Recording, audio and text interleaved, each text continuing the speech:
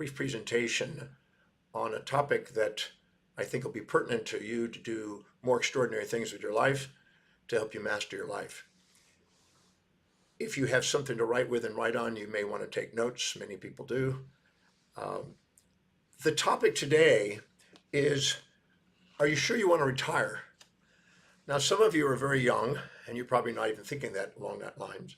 Some are older, and some that may be pertinent. Usually around the 50s and 60s and 70s, that becomes more important, but really also in your 30s and 40s because you can plan your life. But the question is, are you in a job, a career that you're so inspired by, that you love, that you don't even think about retiring?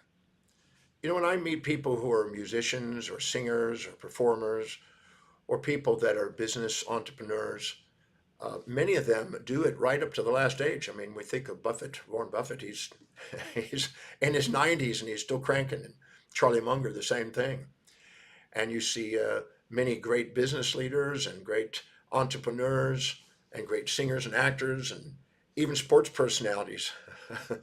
I saw a guy the other day that he's still on television, and I remember him when I was a kid, and he's still cranking. And these are up in the 60s, 70s, and even 80s sometimes. The question is, are you really want to retire? And the question is, are you doing a job that you are looking forward to a break, looking forward to a vacation, and looking for retirement and counting the days until then? Or are you doing a job or career or a mission that you can't wait to do, you hope to do as long as you can do?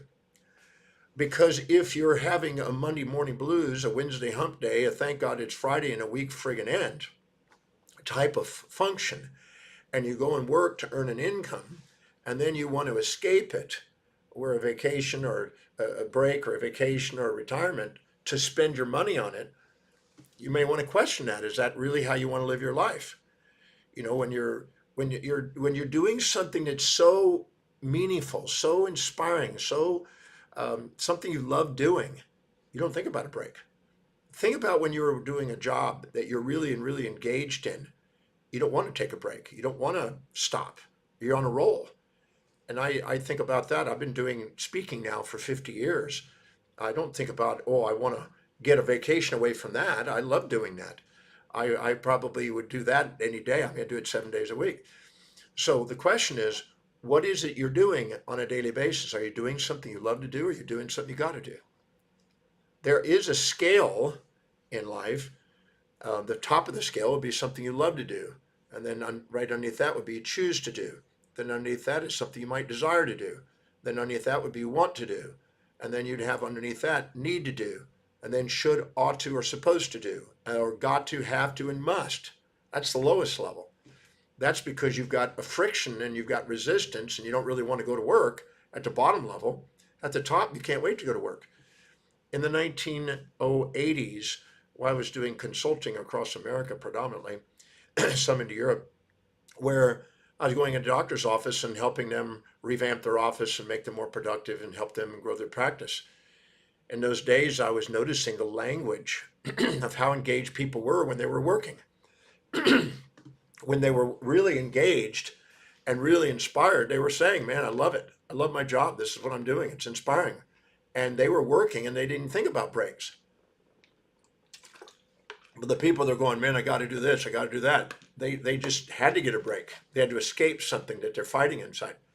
If you can't see what you're doing is on the way and you see it in the way, you got resistance. You got a brake pedal on all the time. And what's interesting is they've done studies where people can work literally 16 or 18 hours in a day doing something they love, and there's no inflammatory response. The cytokines in their immune system are stable, and their heart rates are dropped, and there's no signs of distress. It's actually eustress, and it's invigorating to them. But the second they're doing something they've got to do, have to do, must do, should do, supposed to do, got to do, and that kind of stuff, now the cytokines are on because they're distressed and they run their immune system down, then their cardiovascular system's affected. It's almost like our physiology is trying to tell us to do something that's meaningful, something that's inspiring to us, something we love. I always tell people, What is it you'd absolutely love to do? How do you get handsomely paid to do it? What are the obstacles you might run into? What are the action steps you can take? And what are the obstacles you might run into? And how do you do it more efficiently? There's questions that help you move in the direction of doing something you really love in life. I really believe that no matter what it is you really love to do, there's a way of making a great living doing it and even a fortune doing it if you structure it and think it through. That may mean you need to be an entrepreneur and create something new, but it's your life. But I see some people that are just living from paycheck to paycheck. They want to escape.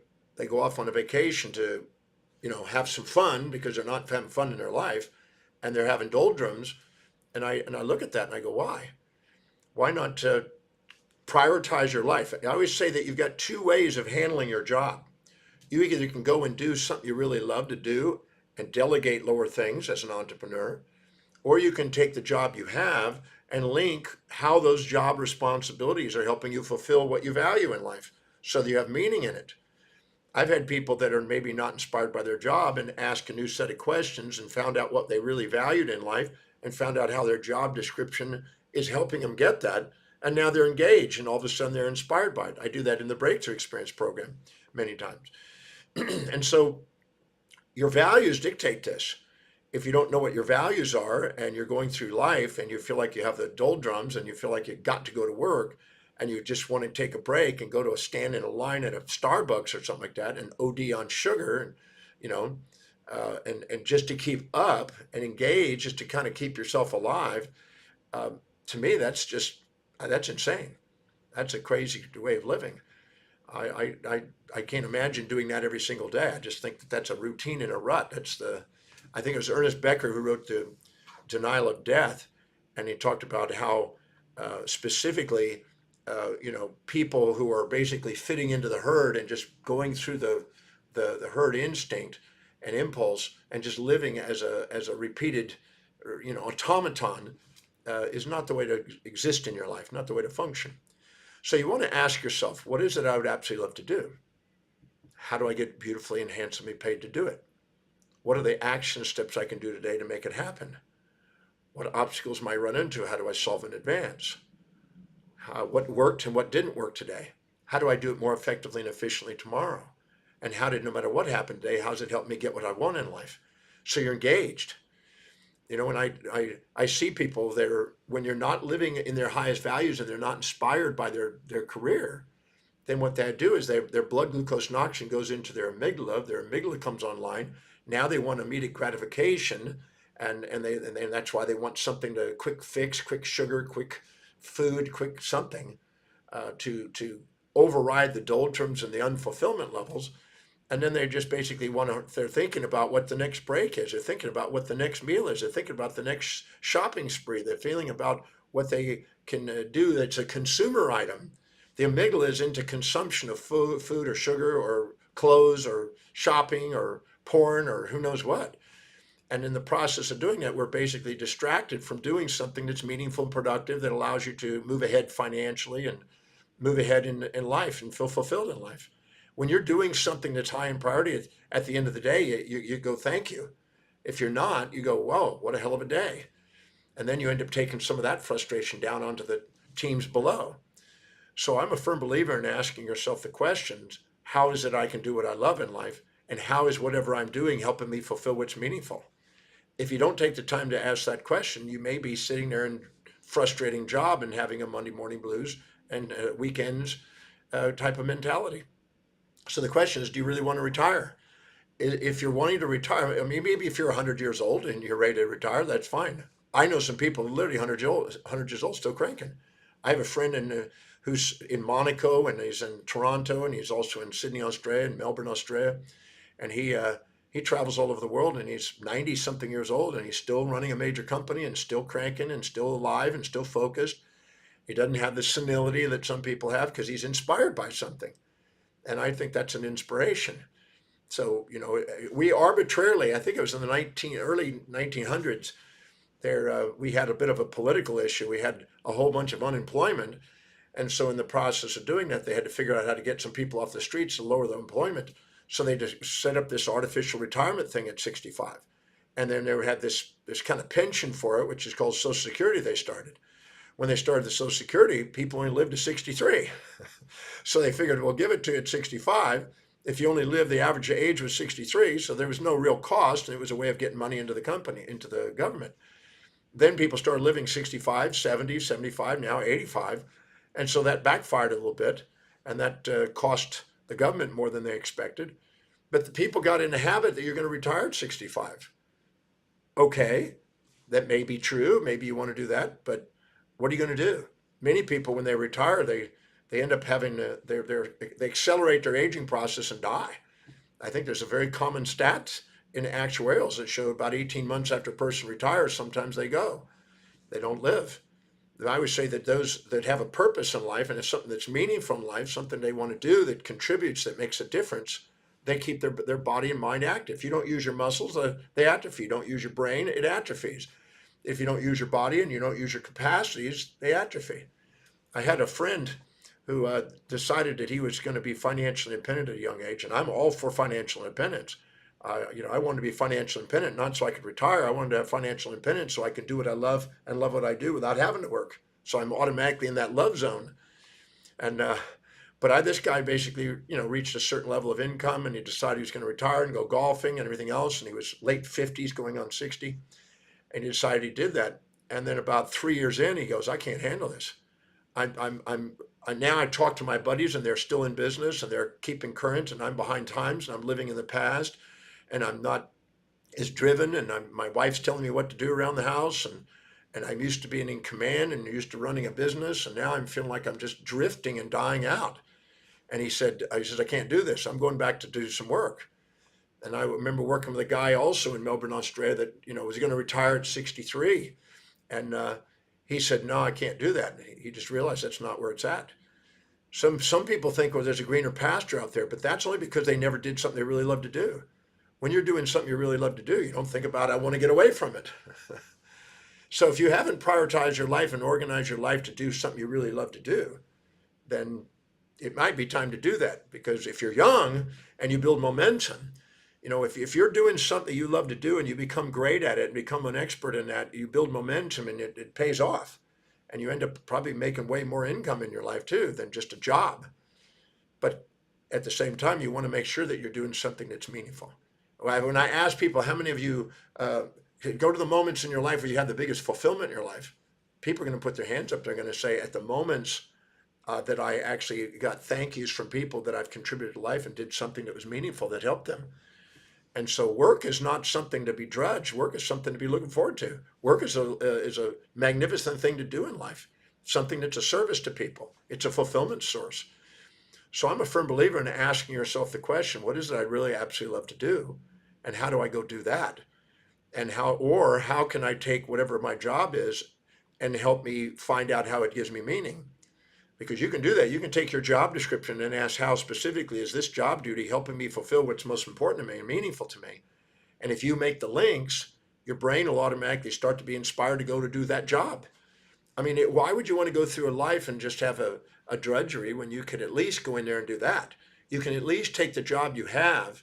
If you know you're going to be there for a while and you're not ready for entrepreneurship, you might as well ask that, what is that job description that I'm doing every day, and how is it helping me fulfill what is meaningful so I can be engaged?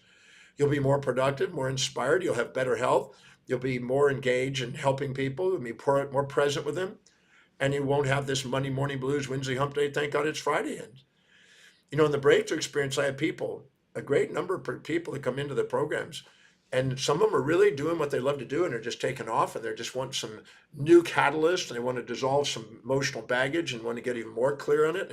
They're really sailing, and you can see it. You can see the people that are engaged and loving what they're doing. And then you can see the people that are having a job. I remember in New York, I was in the back of a taxi one time, because I used to sometimes take taxis back and forth in different local areas. And I asked the taxi driver, how long have you been driving a taxi? And they'll look in the mirror and they'll go, oh, about 3 years. I said, you love it? And they'll look in the mirror and they go, you kidding, man? And their car is usually dirty if they're not engaged. And I said, so you don't love your job? And he goes, got to pay the bills, man. And I think, wow, what an interesting thing. And then you get in another taxi, it's spotless. And I said, so how long have you been doing the cab? He says, 28 years. My father did the cab and my grandfather did the cab. We've been cab people all through our family. It's what part of our thing. I know every street in this city. Here's my card. Anything you need, anywhere you want to go, you call me. I'll take you there. And I know how to get there as quick as it's possible in this city. And he was just engaged. And we started talking and he engaged me in there. And so I got his card and I called him back the next time I want to go somewhere. So it's interesting that somebody who's engaged, they get more opportunities. They're more inspired by what they do. They look fresher. They respect their property. They take care of things. It's a difference. So the question is, are you sure you want to retire? Are you sure you want to do something that you wanted to escape from? Where you're having to get breaks and holidays and things like that. I'm not against those. You know, if you want a break, great. If you want a holiday, great. But not because you have to, but because you just choose to do it. You choose to be efficiently managing your time that way, and that's how you want to do it. But not because you just got to escape. I don't think living a life by escapism is the answer. You know, I think that people are just going, I can't wait till it's Friday. Why? You know, in my case, I work pretty well all the time. I love it. And so I do it Saturday, Sunday. It doesn't matter to me. I don't care what day it is. Really, I don't have artificial days that I put in there, Monday morning, Tuesday. I don't even know what day it is half the time. When you're doing something you love to do, you don't care about that. That's not meaningful. You don't measure your days by a cycle like that. You measure your days by how much contribution and fulfillment you get to give. And then that's where it's at. So the question is what's really priority to you? Are you structuring your life and living your life with the objective of retiring and just taking a break and doing it? And if so, what are you going to do? Now, if you have something really inspiring and meaningful, and it's now the next level of something inspiring, you've been doing something you're inspiring for a while, and now you're thinking, oh, I want to do something even more inspiring. Fabulous.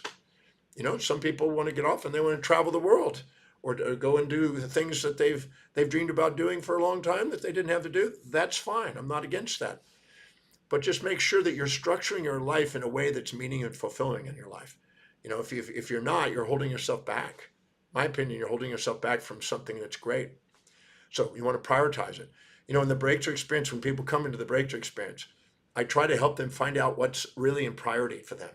Because if we know exactly what their priorities are, we know what will give them most meaning and most fulfillment and to help them have more. I mean, literally, when you live in your highest value and you activate the telencephalon, the executive center, you also live by your telos, which is your highest value, your most purposeful, missionful state. You also add telomeres to the genes to increase the longevity, to help you live a longer life, to help you fulfill a longer legacy. So your body is guided to do that. And when you're living by priority like that, you have more fulfillment, more meaning, and you're more philanthropic, you're more contributive. People that are not fulfilled, they look for immediate gratification. I always say a business or having a purpose with meaning leads to philanthropy, and having no purpose and no meaning leads to debauchery. So you want to make sure you fill your day making an income, doing something that's meaningful. So in the breakthrough experience, when people come in there, I help them organize and prioritize their life and determine their values and structure their life. I help them come up with a master plan, a love list about how they would love their life. Because most people don't realize that if you don't design your life, other people do. If you don't decide how you want your life, somebody else decides. And if you don't fill your day with high priority actions, you fill it with low priority distractions. You're going to be bombarded by everybody else's expectation on you if you don't do that. So that's why in the breakthrough experience, I have people coming in to make sure they get clear about what they want to do. I also show them how to dissolve the distractions. A lot of the distractions come from not living by priority.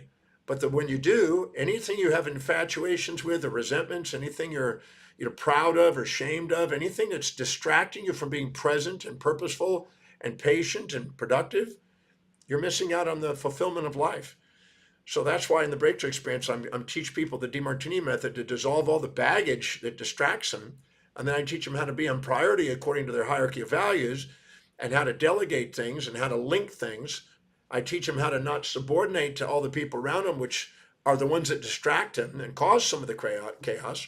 I asked them to make sure that they look truly at what their life is about and not compare themselves to others and confuse themselves about what they think they should be doing, ought to be doing, instead of what they love doing. I help them structure their life so they can master their life, because otherwise you're going to go through life and miss out on the magnificence of it. So the question is, are you sure you really want to retire? Are you sure you don't want to structure your life in such a way where you have no desire to do it, but you have the capacity to have financial independence? Like I said, I want to have financial independence, not for the sake of relaxing on a beach somewhere, which I've done and I can do if I ever want, but I did it because I want to do what I love and love what I do and get paid to do it and do it because I don't have to work. I do it because I love doing it. I think that's the objective of financial independence, to continue doing it. I don't think Bill Gates or Warren Buffett or Richard Branson or Jeff Bezos are very wealthy individuals. I don't think they have to go to work. I think they're pretty well off, but they're still cranking. And that's an inspiration. They may not like all the things they do, but that doesn't matter. They're still active. And you want to be able to act it, because if you're not using your brain and your life, it's going to decay. And I think that's why you want to have the bucket list ready to go. I'm a firm believer in master planning your life out and have it for beyond your typical years, 100, 120-year plan, because you just might live it. And you might want to have a goals that go beyond your life and things that you could be working right to the very last day of your life. So I'm thinking that's a pretty smart idea, to have something to live for. If you don't have something to live for, you have something to die for. And I've seen it. I've seen people literally decay. I had a gentleman who ran a major railroad company in America, and I watched him when he sold his company, and all of a sudden he retired. I watched him gain weight. I watched him start drinking more. I watched him start to treat his wife a little differently and a little more roughly. He was a bear. He wasn't inspired. And I thought, wow, here's what happens when somebody doesn't have something meaningful fulfilling their life. It's a contribution. That's something beyond ourself. So my advice, if you're going to retire, have something so meaningful there waiting for you. Don't get there and find out, oh, I don't know what to do with my life, or you could deteriorate pretty quick. Have something to do it. I've seen it. And I've known people that, like I say, want to just go and escape. But I don't want to escape. I want to do something that's so meaningful that you can't wait to do it. I was just chatting with yesterday in a message thing with a guy who's a Grammy Award winning singer and music performer, and he's cranking. He's still going. He's still doing it, and he loves it. And he's got massive plans of what he wants to do as old as he can do it. And he hopes to do it at 100 years old and do a performance. That's the same way. I'd like at 100 years old. I'd like to be doing my presentations. So ask yourself: are you sure you want to retire? Are you sure you don't want to structure your life in such a way that it can help you master your life, so you're not having Monday morning blues, Wednesday hump days, thank God it's Fridays, a week friggin' ends. So you don't have to go to the Starbucks every few hours just to survive, to get a sugar fix, which is unhealthy in itself, and then come back and then to have drudgery and rise and then crash again and then have to go do that again. A volatile life like that's unfulfilling, isn't it? It's where it's at. But you think about the times when you've been most engaged, most inspired, most fulfilled, and you're doing something you love to do, and the day goes zipping by, and you come back and you're fulfilled and you're thankful and you've prospered and you made a difference. That's what I'm interested in helping people do. I want them to be fulfilled in life. That's why I teach the breakthrough experience. That's why I help them to organize their priorities and their values. That's why I show them how to dissolve the baggage which weighs them down and makes them feel burdened, how to not subordinate to outer authorities so they give themselves permission to be the authority in their life, and to live by design, not by duty. That makes a huge difference in your life. So if you want to retire, great. But if you do, get something that's more meaningful, the next step. Have the next chapter ready to go that's more inspiring, and you're ready to go to the next level. And make sure you invested in yourself, invested economically, so you can go and live that.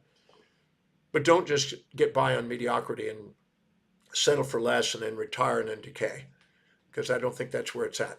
My observation shows that that's not the most fulfilling path in life. Do what you love and love what you do on a daily basis. If you need help with that, come to the Breakthrough Experience.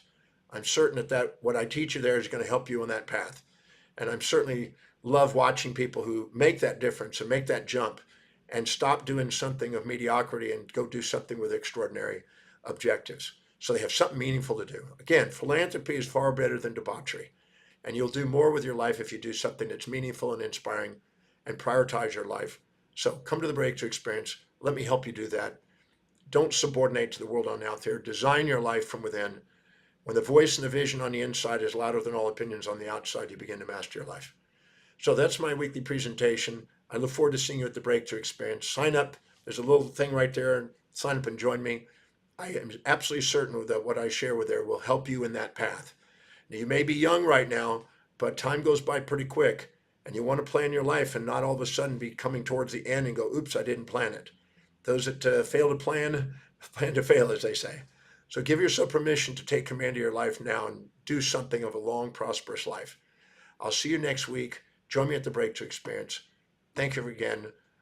Have a great weekend.